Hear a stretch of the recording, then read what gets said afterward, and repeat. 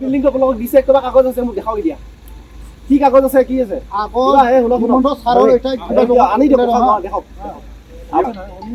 কথাটো burger instruction আপোনালোকক দিয়া কাগজ দিয়া নাই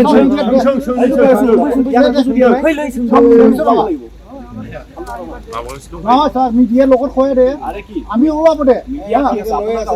মিডিয়াত নকয় যদি আমি ওলাব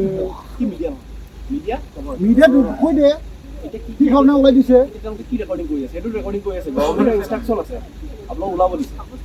আৰু কি বেলেগ কিবা কাগজ আপোনালোকক দিয়াৰ একো কাগজ নাই ইয়াতে আপোনালোকক কি ওলোৱাৰ কাৰণে কাগজ আছে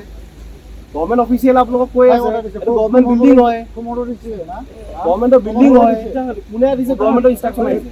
এইটো গভৰ্ণমেণ্ট বিল্ডিং হয় আপোনালোকক দিয়াৰ একো কাগজ নাই আপোনালোকক উলিওৱা কাগজ নালাগে গভৰ্ণমেণ্টৰ অফিচিয়েল হিচাপে কৈ আছোঁ মই ছাৰ কাৰণ আপোনালোকে